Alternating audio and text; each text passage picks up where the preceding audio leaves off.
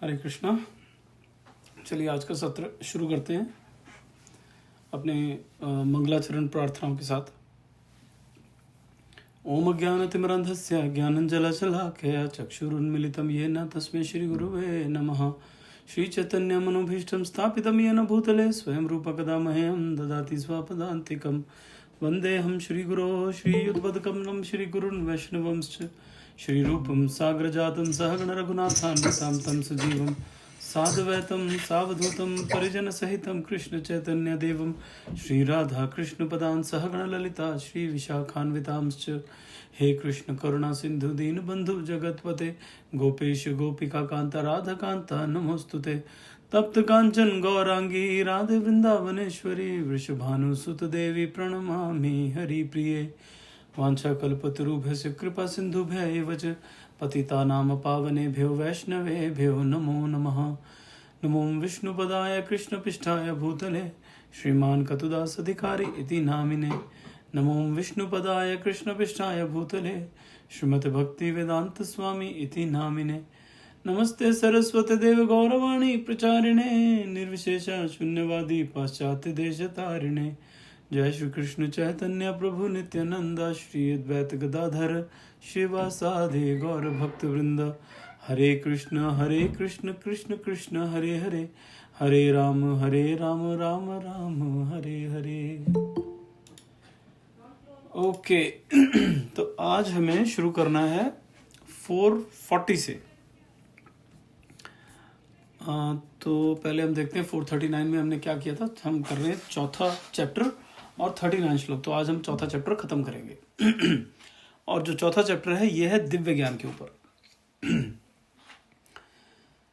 इसमें 439 में श्री कृष्ण बोलते हैं, जो श्रद्धालु दिव्य ज्ञान में समर्पित है और जिसने इंद्रियों को वश में कर लिया है वह इस ज्ञान को प्राप्त करने का अधिकारी है और इसे प्राप्त करते ही वह तुरंत आध्यात्मिक शांति को प्राप्त होता है।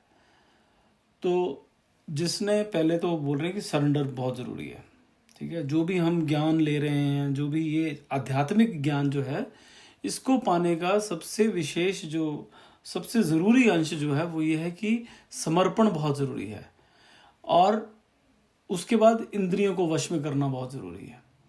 कहते जिसने ये दोनों कर लिए वह इस ज्ञान को प्राप्त करने का अधिकारी है। उसी को ये अधिकार है ये ज्ञान प्राप्त करने का, ठीक है। उसको तुरंत आध्यात्मिक शांति प्राप्त हो जाती है। अच्छा, नेक्स्ट 40। अज्ञश्चाध्यधानश्च संशयात्मा विनश्यति नायं लोकोस्ति न परो न सुखम संशयात्मना। किंतु जो अज्ञानी तथा श्रद्धा विहीन व्यक्ति शास्त्रों में संदेह करते हैं वे भगवत भावनामृत नहीं प्राप्त करते अपितु नीचे गिर जाते हैं। संशयात्मा के लिए ना तो इस लोक में ना ही परलोक में कोई सुख है, ठीक है। अब इसमें कहते हैं कि जो अज्ञानी और श्रद्धा विहीन व्यक्ति हैं शास्त्रों में संदेह करते वे भगवत भावनामृत नहीं प्राप्त करते। तो ये है कि अगर किसी चीज पे हम डाउट करेंगे, अगर किसी चीज पे हमें डाउट करेंगे तो उस वहां पे हमें ज्ञान प्राप्त होना बहुत मुश्किल है। और अध्यात्म में क्या है कि जो अधूरा ज्ञान है वो बहुत ज्यादा खतरनाक है। जैसे वो डॉक्टर का बोलते हैं ना कि जो डॉक्टर है, जो अधूरा डॉक्टर है ना, जो आधा डॉक्टर है, वो ज्यादा खतरनाक होता है। तो जो आधा अधूरा ज्ञान है ना, जो ज्यादातर हम लोगों को वही होता है आज की डेट में, क्योंकि व्हाट्सएप से ज्ञान प्राप्त होता है हमें, तो वहां पे जो ज्ञान है वो आधा अधूरा ज्ञान है। तो कहते हैं कि जो ज्ञान पूरा जिसको नहीं मिलता है और वो मतलब वो बिल्कुल ही वो जो ऊपर तो क्या जाना, वो बिल्कुल नीचे की तरफ जाना, वो गलतियां ज्यादा करता है वो।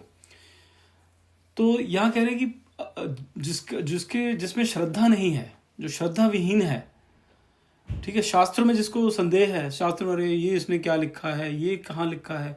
देखिए शास्त्रों को समझने के, शास्त्रों में जैसे कई जगह लिखा हुआ है कि आज से अगर मैं 200 साल पहले बात करते कि भाई शास्त्रों में लिखा है कि बहुत सारे ब्रह्मा होते हैं, शास्त्रों में लिखा है बहुत सारे ब्रह्मा हैं, शास्त्रों में भी ये भी लिखा है कि बहुत सारे यूनिवर्स हैं, बहुत सारे अंतरिक्ष है, बहुत सारे अर्थ हैं, मतलब पृथ्वी बहुत सारी हैं, ऐसे ही स्वर्गलोक भी बहुत सारे हैं, ठीक है, आज से 100-150 साल पहले जो ये बोला तो कहते ये पागल है यार, हमारा जो धर्म है ये हम लोगों को पागल बनाता है, पता नहीं क्या आलतू फालतू बातें बोलते रहते हैं। आज की डेट में सारे के सारे जो साइंटिस्ट हैं वो सब मानते हैं, मतलब मानते क्या, पता लग गया, उन्होंने एक्सपेरिमेंट किया, उनको समझ में आ गया कि भाई हम अकेले नहीं हैं, ये एक ही यूनिवर्स नहीं है, ऐसे बहुत सारे। और उनको ये भी पता लग गया कि ये सारा जो है ना एक गेंद की तरह है, पूरी तरह गेंद नहीं है, एक ऐसे गेंद में जैसे कवर्ड है वैसा है, और ऐसे बहुत सारे हैं कि ठीक है, वो कहते हैं कि बिलियंस हैं, अरबों ऐसे, और वही हमारे शास्त्र बोल रहे हैं। लेकिन जब वो हमारे वेस्ट में, अमेरिका में या इंग्लैंड में अंग्रेजों ने बोल दिया तो हम मान जाते हैं कि हाँ यार ये अब ठीक है। पहले हम बोलते थे तो हम बोलते थे यार हमारे शास्त्र जो है पता नहीं क्या बेवकूफ़ बनाते हैं, वो बेवकूफ़ क्या, वो हमें समझ में नहीं आते। वो एक ऐसी बात समझ लीजिए कि हम हैं 5वीं 6ठी क्लास में, कक्षा में, और हम पढ़ रहे हैं PhD की किताबें, तो मैं क्या समझ में आएगा, नहीं पागल है, मैंने समझ में नहीं आ रही, पता नहीं क्या लिखा है, ये फालतू बकवास लिखी हुई है। ठीक है, तो ऐसे वही हाल यहाँ पे होता है हमारा कि हम शास्त्रों को समझने की कोशिश कैसे करते हैं, हम अपनी बुद्धि से। और हमारी बुद्धि कहाँ है, हमारी मतलब बुद्धि तो सिर में है, लेकिन हमारी बुद्धि कितनी होती है, हमारी जो बुद्धि है वो डिपेंड करती है हमारे एक्सपीरियंस पे। ठीक है, हमारे एक्सपीरियंस पे वो बुद्धि डिपेंड करती है, और उसी सॉरी मैं थोड़ा सा डिविएट हो गया, इधर उधर डिस्ट्रैक्ट हो गया। तो हमारी बुद्धि जो हमारे एक्सपीरियंसेस के ऊपर है, ठीक है, जो हमने अपनी ज़िंदगी में देखा है, जो हम जिए हैं, जहाँ जहाँ गए हैं, उसके हिसाब से हमें एक्सपीरियंस होते हैं, उसके हिसाब से हमें नॉलेज होती है, उसी हिसाब से हम आगे काम करते हैं। ठीक है, लेकिन ये जो शास्त्र हैं इनको हम उन चीज़ों से नहीं सोच सकते, वैसे उस हिसाब से हम उनको लेके नहीं चल सकते, उस समझ से इसको नहीं देख सकते। ठीक है, जैसे भूत प्रेत है, जिसको भूत प्रेत में विश्वास ना हो वो कहेगा यार भूत प्रेत कुछ नहीं होता, लेकिन जिसने भाई सामने देखा है कि चीज़ें होती देखी हैं वो कहेगा भाई सब होता है। वो कहेगा लिख के बता, मेरे को प्रूव करके बता, कि प्रूव कहाँ से कर दूं भाई, मैंने देखा है, मुझे पता है। तो वही शास्त्रों का है, शास्त्रों में बहुत सारी ऐसी चीज़ें हैं जो हमारे समझ के बाहर हैं, क्योंकि ये PhD की किताबें एक तरह से, और हमने अभी तक 5वीं 6ठी कक्षा में बैठे हुए हैं और हम सोच रहे हैं कि हमें समझ में आ जाए। तो हमें जब हम शास्त्र पढ़ते हैं तो ये समझ के पढ़िए कि नहीं, हमें ना ये इन्होंने ठीक लिखा है लेकिन हमें समझ में नहीं आ रहा है। ठीक है, उसका गलत मतलब निकालने की जरूरत नहीं है, हम एक ऐसा इंसान ढूंढिए जिससे आपको सही अर्थ मिले, और जब तक वो सही अर्थ ना मिले तब तक उसको ऐसी मान के चलिए कि नहीं मुझे इसकी समझ नहीं है। ठीक है, तो यहाँ पे कृष्ण बहुत क्लियरली बोल रहे हैं कि जो अज्ञानी तथा श्रद्धा विहीन व्यक्ति शास्त्रों में संदेह करते हैं, पहले तो वही जो शास्त्रों में संदेह करता है वो अज्ञानी है और श्रद्धा विहीन है। ऐसे में मेरे को अभी एक याद आया, एक बहुत अच्छी ना कथा है छोटी सी, ये अभी 400-500 साल पुराना उसी में अभी हुआ था। एक बहुत बड़े पंडित थे, बहुत ही विद्वान पंडित थे, वो इनकी टीका लिखते ना, जैसे कि भागवत गीता के बारे में, उसके बारे में अपने अपने, जैसे यहाँ पे भी हम देख रहे हैं भावार्थ लिखा हुआ है, तात्पर्य है, भावार्थ के बाद भावार्थ तो ट्रांसलेशन हो गया, तात्पर्य है वो लिखा हुआ है कि उसका मतलब क्या है, भगवान कहना क्या चाह रहे हैं। हम जब हिंदी इंग्लिश भी पढ़ते थे अपने स्कूल में तब भी होता था ना, कविता होती थी, उसका मतलब होता था कि लिखा क्या हुआ है वो, मतलब पूरा उसका ट्रांसलेशन, और फिर उसके बाद होता है कि वो कवि कहना क्या चाह रहा है, वो बहुत लंबा होता था। तो ऐसे ही ये जो मैं जिनकी बात बता रहा हूँ वो बहुत ऐसे लिखते थे। तो उनका मानना था कि उन्होंने जब भगवत गीता पढ़े तो भगवत गीता में एक जगह लिखा है, भगवान कहते हैं कि श्लोक में ऐसा लिखा है कि जब कभी जो मेरा भक्त है उसको ज़रूरत होती है तो मैं खुद आता हूँ उसकी मदद करने, उसको उस मुसीबत से निकालने मैं खुद आता हूँ। उन्होंने बोला नहीं, भगवान का कहने का मतलब ये है कि वो किसी न किसी को भेज देते हैं, खुद क्यों आएंगे, भगवान है वो खुद क्यों आएंगे, उनको क्या ज़रूरत है आने की ना, इतने बड़े काम थोड़ी होते हैं हमारे, वो तो कोई भी आगे कर देगा, वो उनको खुद आने की ज़रूरत नहीं। कहता नहीं, उसका मतलब ये है कि ये किसी ने गलती से लिख दिया है, ये खुद नहीं आते हैं, वो किसी को भेजते। तो उन्होंने क्या किया, भगवत गीता में से उनके पास थे, उन्होंने उसको काट के उसको लिख दिया कि वो खुद नहीं आते हैं। ठीक है, जिसने जहाँ लिखा था ना कि मैं खुद आता हूँ, वो खुद की बजाय उन्होंने लिख दिया कि मैं किसी न किसी को भेजता हूँ।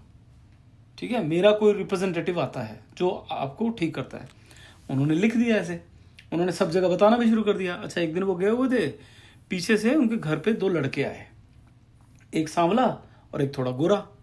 दोनों लड़कों ने पीठ में कुछ लाद रखा था, तो दरवाज़ा खोला, उनकी पत्नी ने, जो बहुत विद्वान थे, उन्होंने बोला हाँ बोलो। कहते ये पंडित जी ने भेजा है यहाँ पे, तो बताओ कहाँ रखें। कहती कहाँ क्या भेजा है। कहते पता नहीं, हमें बस ऐसे पूरा बोला, उन्होंने बोला कि वहाँ भेज देना। पता नहीं, कहती क्या क्या भेजते रहते हैं ये घर पे।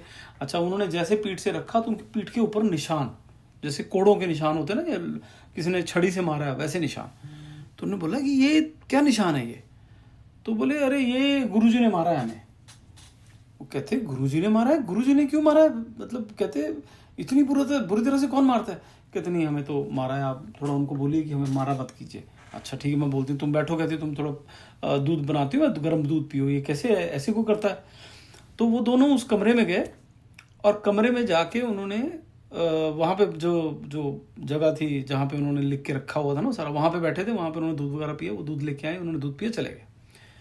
अच्छा, पीछे से थोड़ी देर में आए वो विद्वान जो थे, वो आए ब्राह्मण। वो बोले कि अंदर आए, तो उनकी पत्नी बोला कि ये आप क्या मंगवाया था आपने, ये घर के छोड़ के गया था? कौन छोड़ के गया?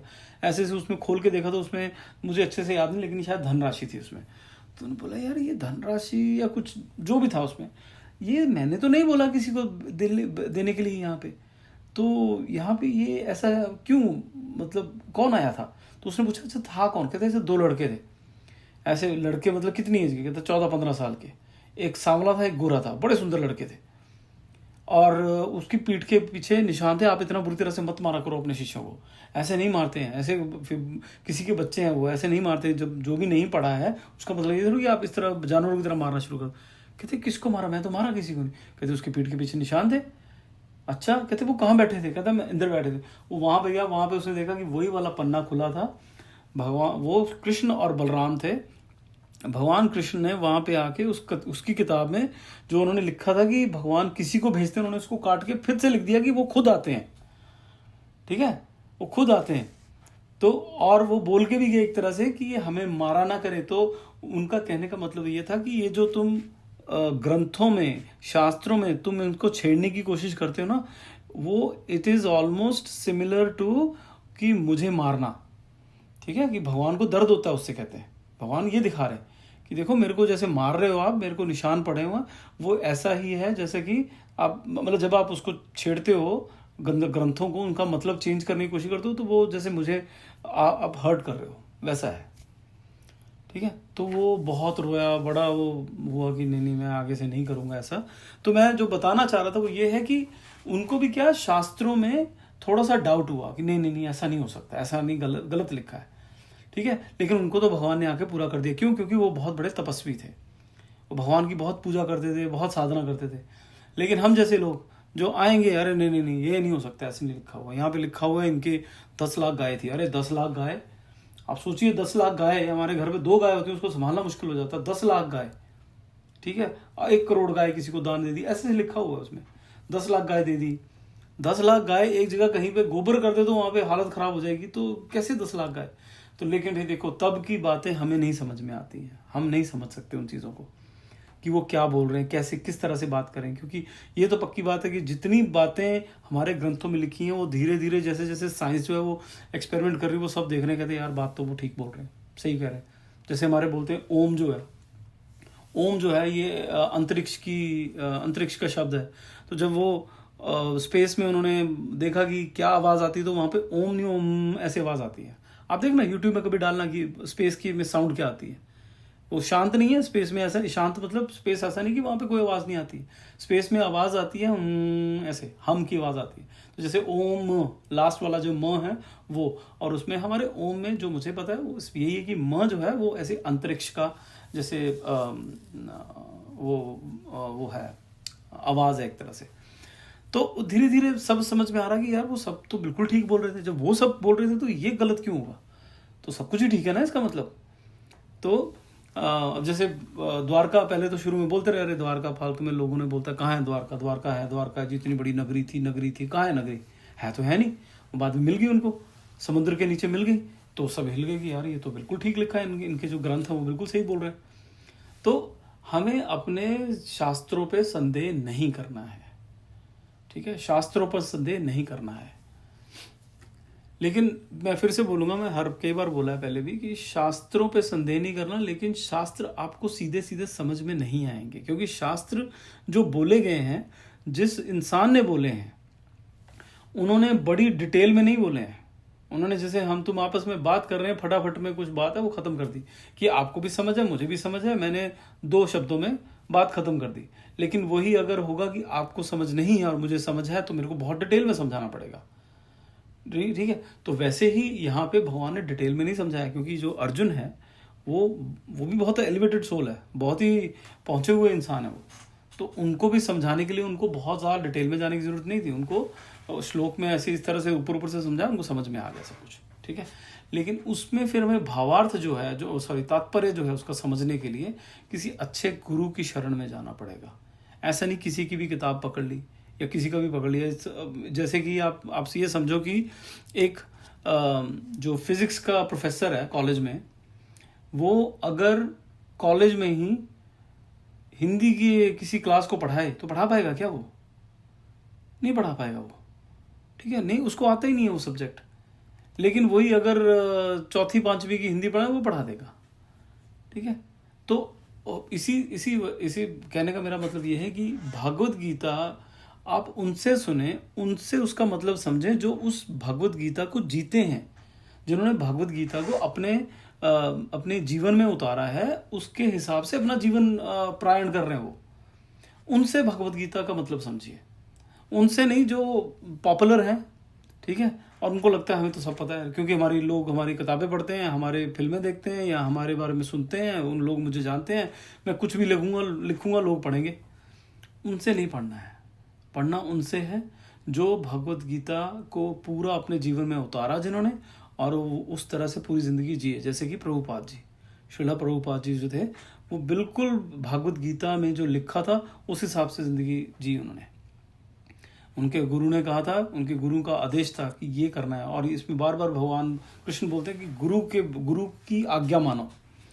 और गुरु की आज्ञा मानना, गुरु की सेवा 2 तरह की होती है, वापु सेवा और वाणी सेवा। वापु सेवा होगी उनकी शारीरिक सेवा, हाथ दबा दिए, पाँव दबा दिए, सिर दबा दिया, ठीक है ना, ये सब मालिश कर दिया, ये होगी उनके शरीर की सेवा। और एक होती है वाणी सेवा। वाणी सेवा जो उनकी इंस्ट्रक्शंस हैं, जो उनकी आज्ञा है उसको मानना, वो होती है वाणी सेवा। वाणी सेवा वापु सेवा से ज़्यादा बड़ी होती है कि उन्होंने जो कहा उसको माना जाए।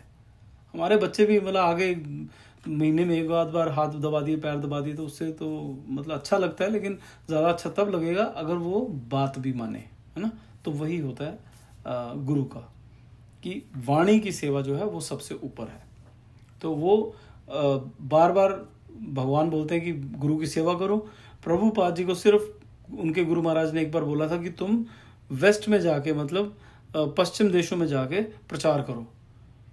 उनके पास ना धन था, ना उनकी सेहत अच्छी थी। 65 साल की उम्र में वो समुद्री जहाज़ पे 35 दिन की जर्नी करके वो अमेरिका पहुंच गए। 2 बार रास्ते में आए हार्ट अटैक, वो लेकिन पहुंच गए कि भैया कृष्ण तू लेके जाएगा, पता नहीं कहाँ लेके जाएगा, ना पल्ले पैसे थे उनको, कुछ नहीं था उनके पास, पहुंच गए। तो ये ऐसे लोगों से सुनना चाहिए हमें भगवत गीता। ठीक है जी, चलिए आगे बढ़ते हैं, काफ़ी लंबा हो गया। 41 योगसनस्त कर्माणं ज्ञान संचिन न संशयम आत्मवंतम न कर्माणि निबधन्ति धनंजय। जो व्यक्ति अपने कर्म फलों का परित्याग करते हुए भक्ति करता है और जिसके संशय दिव्य ज्ञान द्वारा विनष्ट हो चुके होते हैं, वही वास्तव में आत्मपरायण है।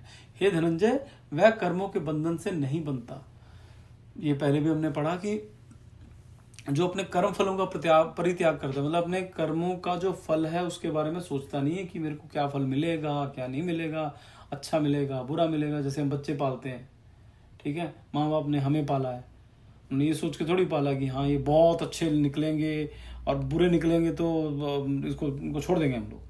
वो तो पालते हैं, फिर भी बच्चे बदतमीजी करें, हम लोगों ने चाहे बदतमीजी की हो, चाहे प्यार किया हो, चाहे प्यार से रहे हो, वो पालते हैं हमें।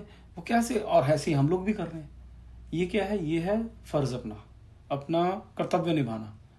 इसमें हम रिजल्ट के बारे में ज़्यादा सोचते नहीं हैं। अच्छा निकला है तो बहुत बढ़िया है, नहीं निकला है तो ठीक है, परेशान होंगे, लेकिन ऐसा ही है भाई, उसकी वजह से लेकिन कर्तव्य नहीं छोड़ते। तो वही है यहाँ पे कि ऐसा जो जब हम कर्म के फलों के बारे में ज़्यादा चिंता नहीं करते हैं, जैसे ये जो कर्म अभी मैंने बताया उसके फलों की हमें चिंता बहुत ज़्यादा नहीं होती, हाँ परेशानी होगी लेकिन फिर भी कर्म करते जाते हैं। बोला तो ये गया कि उसके बारे में भी परेशान नहीं होना है, खुश भी नहीं होना बहुत ज़्यादा, लेकिन फिर भी मैं बोलूँगी एक एग्जाम्पल लेने की बात करें तो हाँ यही वो है कि कर्म कर रहे हो उसके फल हैं। अब फल से अच्छा और बुरा तो लग रहा है लेकिन उसकी वजह से हम कर्म नहीं छोड़ देते। लेकिन कुछ कर्म ऐसे होते हैं जिसमें फल अगर अच्छा नहीं है, पहले सोच लेते हैं अच्छा फल अच्छा नहीं है हम नहीं करेंगे, लेकिन ये कुछ ऐसे हैं जो हम करते हैं और हमें ज़्यादातर ऐसे ही करने चाहिए। अगर वो हमें अगर धर्म के अनुसार सही है तो हमें वो कर्म करना ही चाहिए। ठीक है, और फिर कहते हैं कि कर्म का परित्याग करते हुए भक्ति करता है और जिसके संशय दिव्य ज्ञान द्वारा, जिसके डाउट सारे खत्म हो चुके, कोई डाउट नहीं है उसके मन में, उसके माइंड में कोई डाउट नहीं है। डाउट मतलब किस चीज़ का, कि मैं कौन हूँ, मेरे साथ ये कैसा क्यों हो रहा है, ये मेरे साथ ही क्यों होता है, मैं इस दुनिया में, मैं बाकी सब अमीर है, मेरे मेरे मैं अमीर नहीं हूँ, मेरे पास पैसा कम है, मेरी ज़मीनें कम है, ठीक है, मैं रोज़ पनीर क्यों नहीं खा पा रहा हूँ। तो ये जो चीज़ें, ऐसे कोई डाउट नहीं रहते उसके, या मैं इतना सुंदर क्यों नहीं हूँ, या मैं सबसे ज़्यादा सुंदर क्यों हूँ, मैं इतना लंबा चौड़ा हूँ बाकी सब तो इतने छोटे से हैं, ऐसा क्यों है, या कई लोग तो बहुत ही गरीब हैं मैं तो फिर भी ठीक हूँ। तो ऐसे ये सारे डाउट जो होते हैं कि हाँ मैं अच्छा हूँ या मैं बुरा हूँ, या मैं बहुत बढ़िया हूँ या मैं अच्छा नहीं हूँ, बुरा नहीं हूँ, या मेरे ऐसे क्यों है, मेरे बच्चे ऐसे क्यों हैं, मेरे बीवी बच्चे ऐसे क्यों हैं, या मेरी पति ऐसा, ये सब संशय जो हैं, जितने भी ऐसे छोटे मोटे संशय जितने भी हैं बड़े छोटे, वो सब खत्म हो जाते हैं उसके, जिसको दिव्य ज्ञान की प्राप्ति हो जाती है। ठीक है जी। तो भगवान उसको बोलते हैं, कृष्ण अर्जुन जी को बोलते हैं कि आप कर्मों के बंधन में आप नहीं बंधोगे अगर ये सब आप करोगे, इनको छोड़ दो, क्योंकि उनको कह रहे हैं आप लड़ो। ठीक है, तो लड़ने के लिए कहते हैं ये जो आप सोच रहे हो ना कि मेरे को ये हो जाएगा वो हो जाएगा, ये सब छोड़ दो, इसका कोई मतलब नहीं है। अच्छा अगला 42, तस्माद् ज्ञान संभूतम हृतस्थम ज्ञानस्यनात्मनः चित्वैनं संशयं योग मातिष्ठोत्तिष्ठ भारत। अतएव तुम्हारे हृदय में ज्ञान अज्ञान के कारण जो संशय उठे हैं उन्हें ज्ञान रूपी शस्त्र से काट डालो। हे भारत, तुम योग से समन्वित होकर खड़े हो और युद्ध करो। ठीक है, तो वो सब ज्ञान देके भगवान वो कह रहे हैं कि देखो ये सारा जो ज्ञान तुम्हें मैं दे रहा हूं इसको पकड़ो, अज्ञान को छोड़ो और युद्ध करो, क्योंकि वो तुम्हारा कर्म है, तुम्हारा धर्म है, तुम्हें वो करना ही पड़ेगा, तुम्हें अच्छा लगे ना लगे। ठीक है, हम बहुत सारे काम ऐसे करते हैं जो हमें अच्छे नहीं लगते लेकिन करने पड़ते हैं, नौकरी करनी पड़ती है क्योंकि ड्यूटी है, कर्तव्य है, उसके बगैर गुजारा नहीं है, वो करना ही पड़ेगा हमें। ठीक है ना। अच्छा, इसमें प्रभुपाद जी क्या कहते हैं कि इस अध्याय में जिस योग पद्धति का निर्देश किया गया है, अब वो पूरे अध्याय, क्योंकि ये लास्ट श्लोक है इस अध्याय का, कहते हैं उसे सनातन योग या जीव द्वारा की जाने वाली शाश्वत क्रियाएं कहते हैं। कि अभी तक पूरे चैप्टर में जो जो बातें की हैं, कहते हैं ये ऐसी क्रियाएं हैं, ऐसे कर्म हैं जो हर कोई, हर जीव जो है वो पूरी जिंदगी हमेशा से करता आया है। जब से हम लोग हैं तब से हम लोग ये करते ही आ रहे हैं। इस योग में यज्ञ कर्म के दो विभाग हैं, एक को अपनी भौतिक संपत्ति का त्याग कहते हैं और दूसरे को आत्मज्ञान कहते हैं, जो शुद्ध आध्यात्मिक क्रिया है। ठीक है, ये हम बात कर रहे थे दिव्य ज्ञान की इसमें पूरे चैप्टर में। तो कहते कि जो यज्ञ करें, योग में यज्ञ मतलब यज्ञ जो है, इसके कर्म जो है तो दो विभाग कर सकते हैं बहुत ही हाई लेवल पे। एक कह लो कि मटेरियल, एक स्पिरिचुअल, मतलब एक भौतिक और एक आध्यात्मिक। ठीक है, भौतिक में जैसे संपत्ति का त्याग कर दिया, किसी को जाके गरीब को पैसा दे दिया, गरीब को खाना खिला दिया, ये भौतिक यज्ञ आ जाता है। और फिर आध्यात्मिक यज्ञ क्या है, जब हम अध्यात्म ज्ञान प्राप्त करते हैं, ये भगवत गीता जो भी कर रहे हैं ये आध्यात्मिक यज्ञ कर रहे हैं भाई इस वक्त। ठीक है, तो अच्छा अब हम बात करते हैं पूरे इस चैप्टर की, ये खत्म हो गया अभी। तो चैप्टर में जो हाइलाइट्स हैं, इसका सारांश, ठीक है, इसकी समरी, तो 10 पॉइंट है पूरे चैप्टर में से जो मैंने एक तरह से समरी के लिए लिए हैं, ताकि हमें थोड़ा सा रिकैप करें कि हमने पूरे चैप्टर में किया क्या है।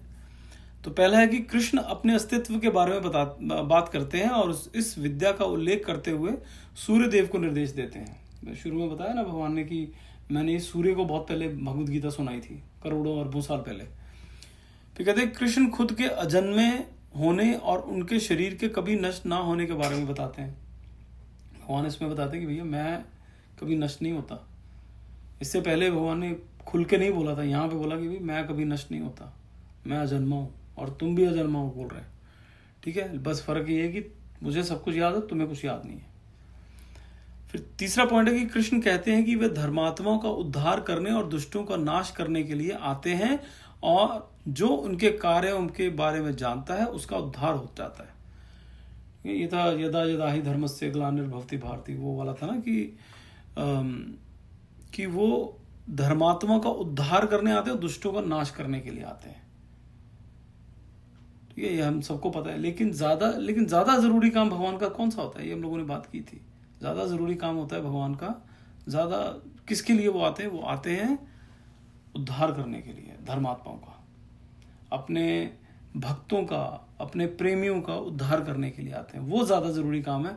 दुष्टों का नाश तो बहुत तरीके उनके पास करने के लिए, ठीक है, बहुत तरीके हैं। जैसे हम लोग कई बार बोलते हैं रावण को मारने के लिए श्री राम जी ने जन्म लिया। अच्छा बताइए, रावण को कोई नहीं मार सकता था क्या उस टाइम पे? अगर गिनने लगे तो बहुत लोग थे जो उनको मार सकते थे, लेकिन ये लीला करनी है भगवान ने, तो भगवान खुद आते हैं। तो जैसे कि रावण के समय पे कौन कौन मार सकता था रावण को? रावण को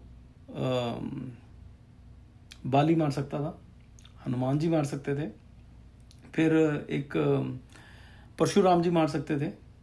ठीक है, और आप ये सोचिए कि परशुराम जी ने एक सहस्त्र बाहु अर्जुन करके एक था योद्धा, जो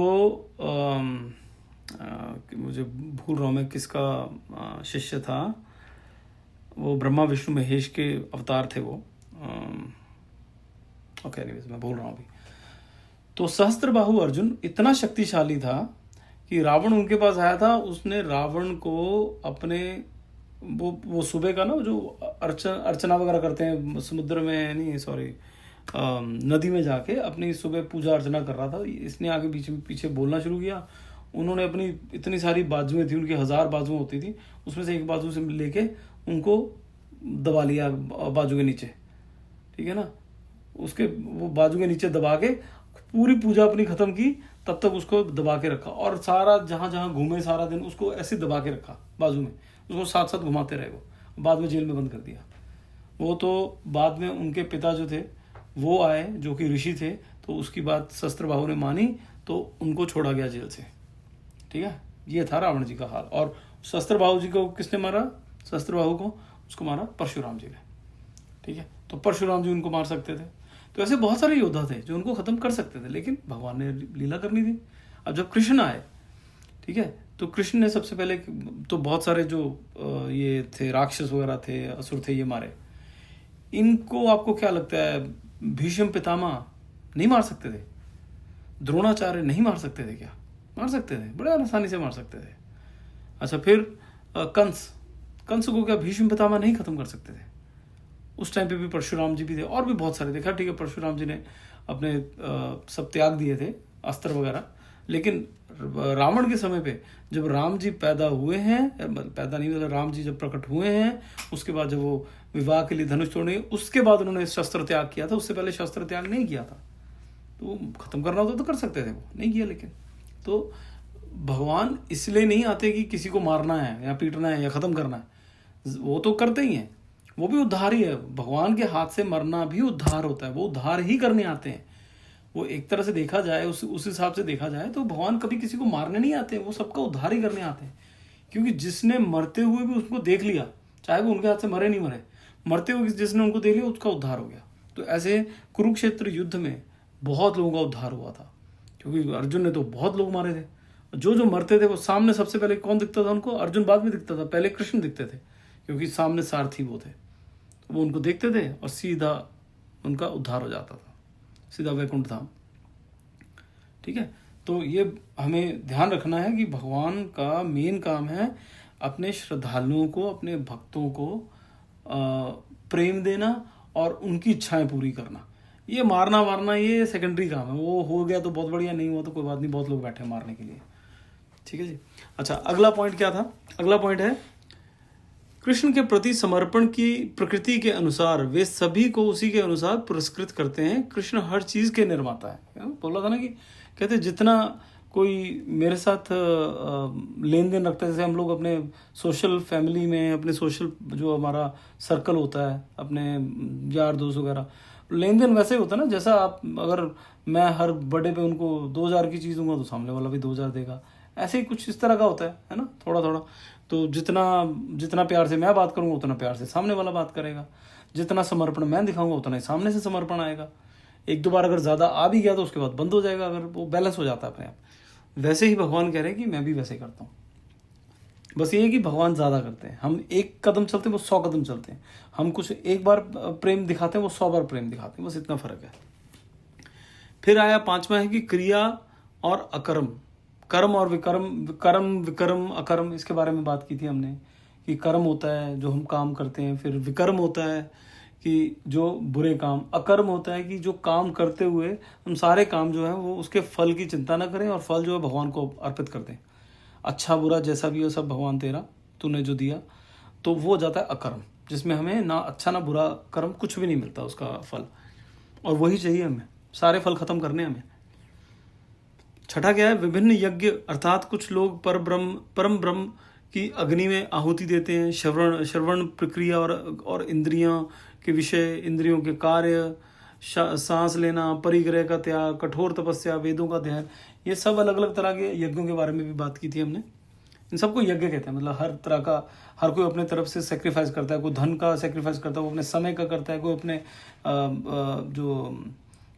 कि मैं पिता हूँ या मैं माता हूँ या मैं किसी का बेटा हूँ, वो सब उपाधियाँ छोड़ के, सब कुछ छोड़ के संन्यास ले लेते हैं, कुछ उनका परित्याग करते हैं, तो ये हर तरह के यज्ञ हैं। फिर आता है ज्ञान में किया गया यज्ञ केवल भौतिक संपत्ति के त्याग से श्रेष्ठ है, कि ज्ञान में किया गया यज्ञ भौतिक संपत्ति के त्याग से ज़्यादा श्रेष्ठ होता है। कि जब हम कोई यज्ञ कर रहे हैं, जब पूजा पाठ कर रहे हैं, तो जब हमें ज्ञान हो कि हम क्यों कर रहे हैं, ये कर क्या रहे हैं, उसका फल ज़्यादा होता है। बिना उसके करते हैं जो हम ज़्यादातर हम लोग वैसे ही करते हैं, उसका भी फल मिलता है लेकिन उतना नहीं मिलता है। फिर आध्यात्मिक गुरु के पास जाकर सत्य को जाने, उनसे विनम्रता पूर्वक पूछताछ करें और उनकी सेवा करें। 9वां, ज्ञान की अग्नि भौतिक गतिविधियों के सभी प्रतिक्रियाओं को जलाकर राख कर देती है। जो व्यक्ति पारलौकिक ज्ञान के लिए समर्पित है और जो अपनी इंद्रियों को वश में करता है, वह इस तरह के ज्ञान को प्राप्त करने के योग्य है। ये हमने थोड़ी देर पहले बात की थी। फिर आखिरी पॉइंट है, अज्ञानी और श्रद्धाहीन व्यक्ति को प्रकट शास्त्रों पर संदेह, जो अज्ञानी और श्रद्धाहीन व्यक्ति जो प्रकट शास्त्रों पर संदेह करते हैं, वे ईश्वर चेतना को प्राप्त नहीं करते हैं। इसके बारे में हमने काफ़ी डिटेल में बात की। चलिए, अभी 2 मिनट ऊपर हो गए, 3 मिनट ऊपर हो गए, तो अभी आज हम यहीं पे ख़त्म करते हैं। किसी को प्रश्न हो तो मुझे आप मैसेज कर सकते हैं। तब तक नेक्स्ट वीक मिलेंगे। तब तक हरे कृष्णा, श्रील प्रभुपाद की जय, गुरु महाराज की जय, हरि हरि बोल।